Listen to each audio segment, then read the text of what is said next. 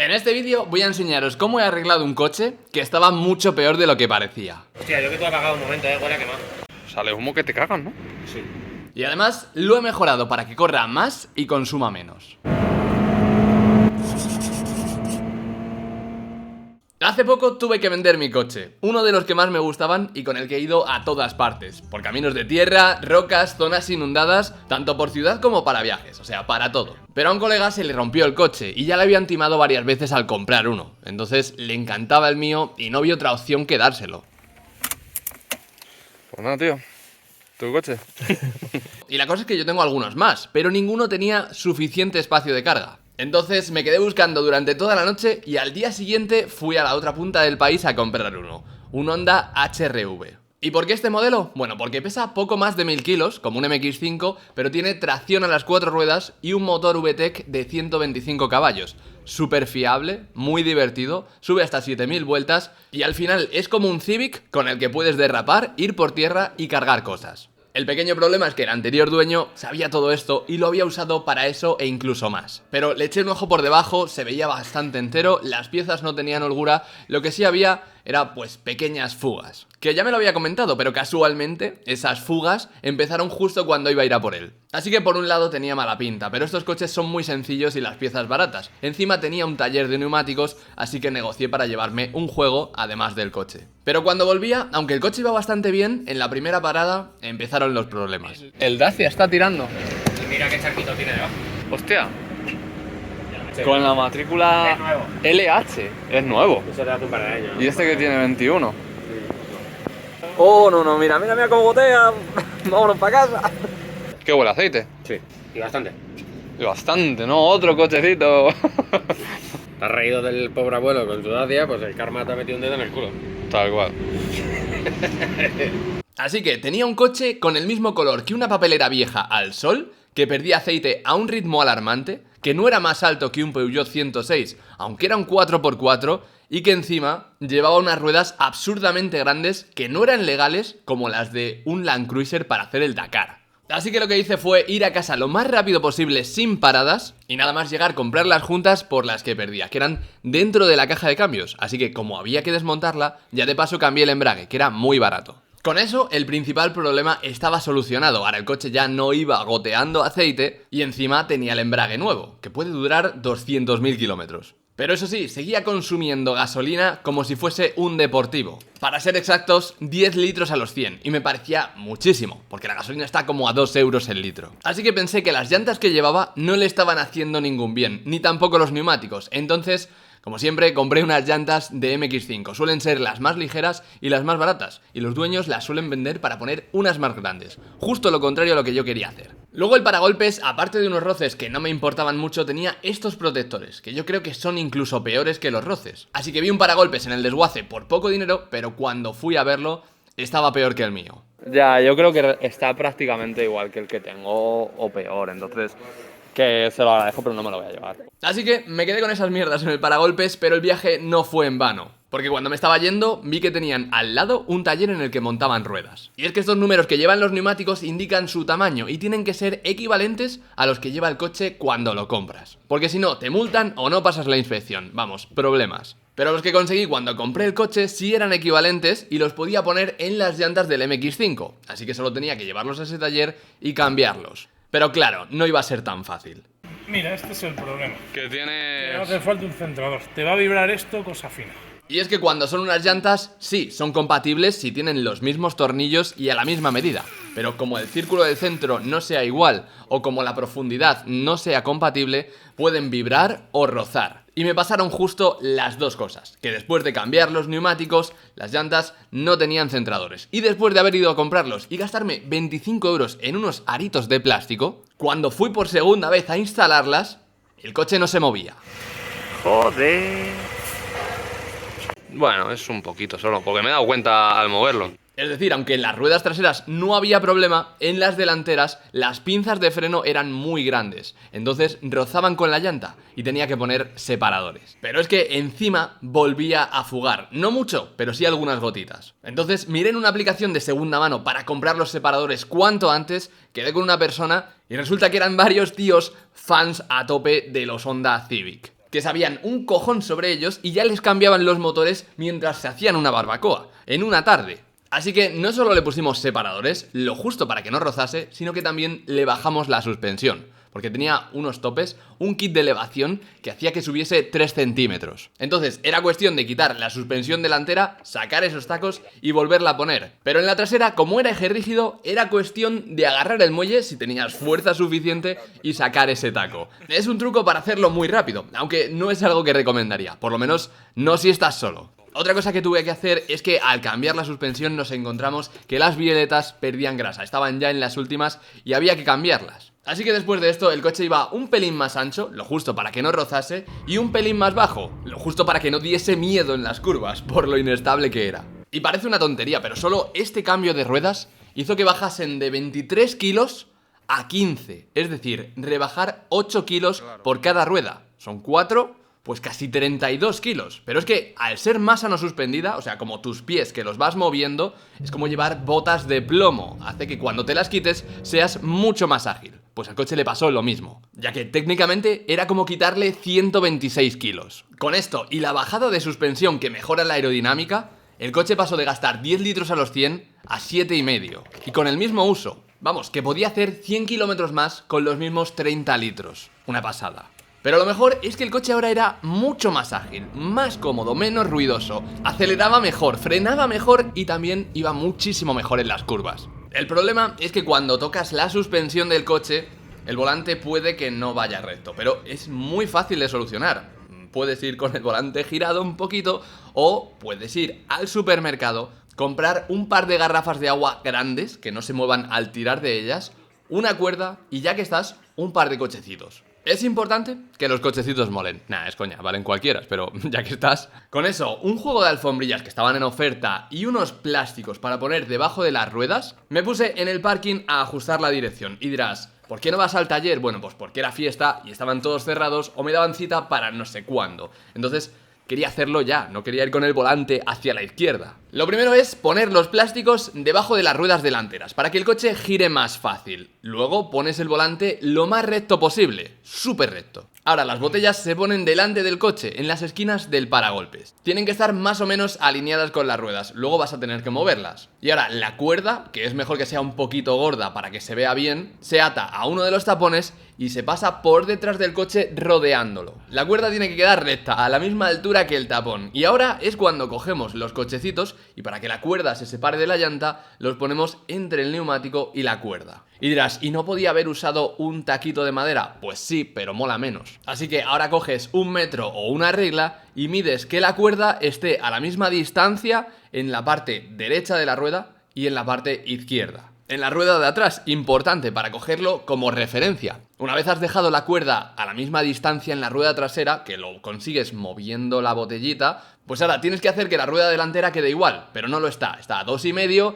y 2,2. Por eso vas girando hacia la izquierda para ir recto. Entonces, como tienes que ponerla recta y en un lado hay 2,2 y en el otro 2,5, tienes que empujar un poquito donde hay 2,2 para que deje más distancia. Eso se hace apretando una tuerca que hay en el interior, o sea, aquí detrás. Esta pieza, que es la que yo tenía rota, tiene una tuerca de seguridad para que no se mueva. Eso primero lo aflojas, con una llave inglesa, una fija o lo que sea, pero sin cargarte esa tuerca. En cuanto lo aflojas ya lo puedes mover con la mano, lo separas un poquito y luego la barra de dirección es lo que tienes que ir girando como si fuese un tornillo.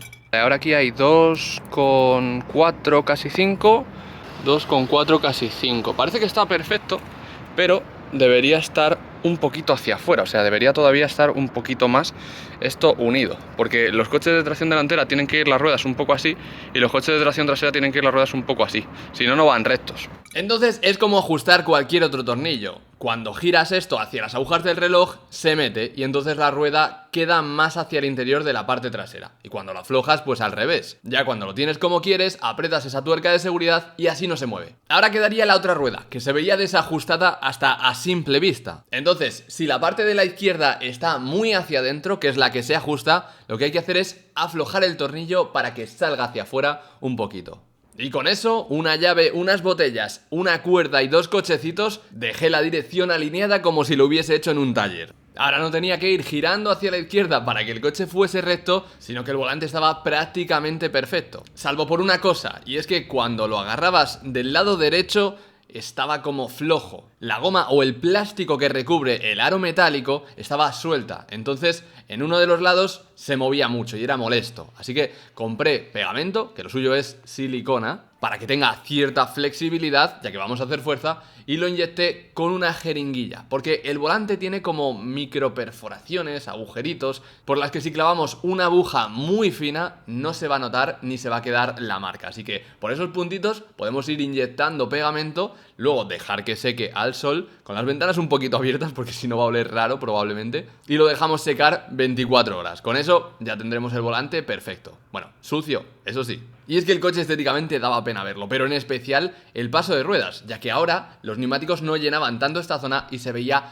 todo el guardabarros rojo, pero con la capa protectora desgastada, dando una sensación de coche costroso. Así que compré un spray protector para metal, que ya estaba protegido, pero así lo estaba doblemente. Pero antes hay que dejar esto lo más limpio posible, y en un 4x4 es difícil porque lleva años y años de acumulación de arena, ya que por aquí no llega la manguera, tienes que meter los dedos y sacarlo todo. Pero una vez lo dejé limpio, le di varias capas con el protector de metal, lo intenté cubrir todo lo más posible y también tapé la suspensión para que no se pintase. Con eso quedó mucho mejor y ya cuando estabas al lado del coche no te daba esa sensación de estar cayéndose a cachos. Otro detalle que afeaba mucho el coche es que no tenía las tapas de las llantas y estuve buscando en el desguace a ver si encontraba unas, pero no eran compatibles. Al ser llantas de Mazda, las tapas de Honda son más grandes. Entonces tenía que usar las tapas de Mazda, pero comprar unas pegatinas para ponerle encima. Parecía una solución cutre porque las pegatinas de Mazda que llevaba estaban súper mal puestas, pero yo compré unas buenas,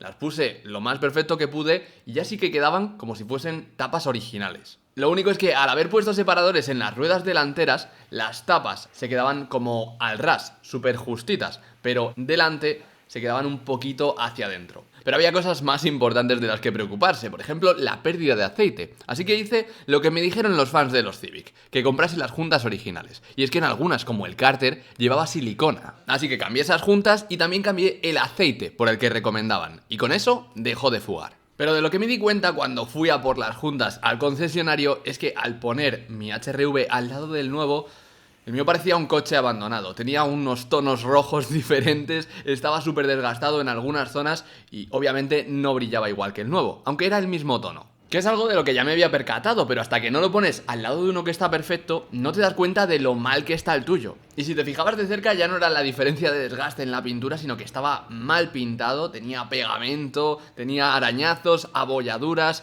lo tenía todo. Pero empecé por lo que más me molestaba, el vinilo del parabrisas. Llamaba mucho la atención y encima creo que es ilegal llevarlo. Al menos el anterior dueño tiene motivos, porque tenía un taller de ruedas, pero hay gente que los lleva porque sí. Pero fue fácil de quitar, le das con la lanza de agua en el lavadero súper cerca, por un bordecito y ya puedes tirar de ahí, que queda perfecto.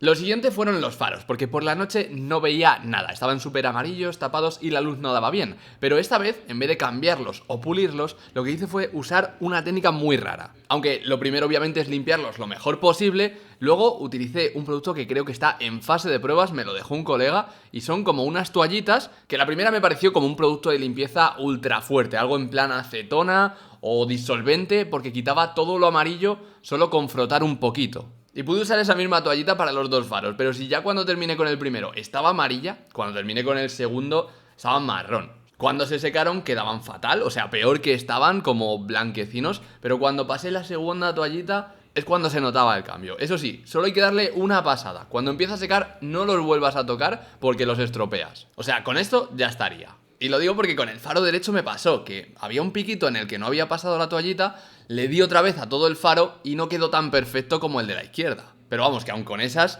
quedó flipante, o sea, como pulirlos, pero en vez de tirarme una hora ahí con el pulimento, manchando todo el taladro, nada, 2 toallitas y solucionado. Con eso ya veía bien por la noche, pero había una cosa que me molestaba, y eran los ruiditos, los grillos del salpicadero, del asiento, de todo.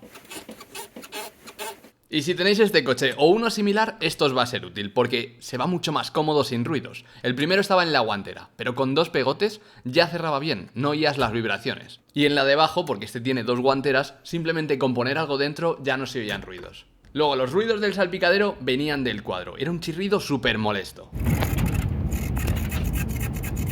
Para quitar este ruido cogí el dock de un móvil que no usaba, corté la parte de abajo que era como una goma para que no resbalase y la metí por la junta que había en el cuadro. Había que fijarse muchísimo para verla, pero ya no sonaba nada. Ya está.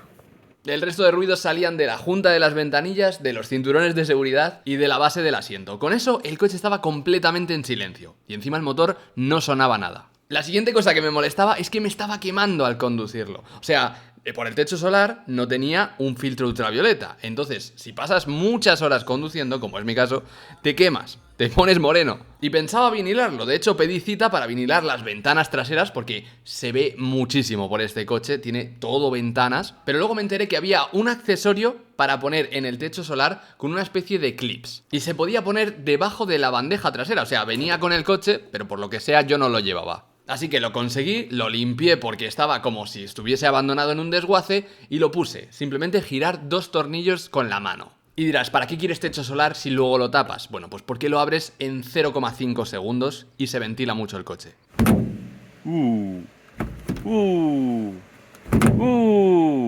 Una cosa que sí tenía el coche pero pasaba de llevar era el alerón. Y es que se podía quitar y poner una tapita por la que pasaba el cable de la luz de freno. Y alguno dirá, sí, los alerones molan, no sé qué. Ya, pero en un SUV es ridículo y la luz parece un tendedero. Encima te sube el consumo y no va a mejorar las prestaciones. Lo que sí que pensé que mejoraría mucho el coche es dejarlo lo más agradable y limpio por dentro, pero sin pasarse porque al final uso este coche para carga. Así que limpié sobre todo el volante porque no me gusta tocar el sudor y la suciedad de años de otras personas. También quité pues toda la basura que había en el interior del coche. Intenté solucionar un poco el tema de los arañazos y defectos y al final, como el interior de este coche es todo plástico como si fuese de juguete, tras limpiarlo quedó muchísimo mejor, prácticamente como nuevo. Salvo en zonas como el maletero, que si lo arreglaba, en 2 semanas iba a estar igual y era mejor hacerlo cuando lo vendiese. Donde sí que me esforcé fue con el exterior, porque tenía mucho que hacer. Para empezar, tenía una abolladura en la aleta del conductor que pensaba sacarla quitando la aleta, porque en este coche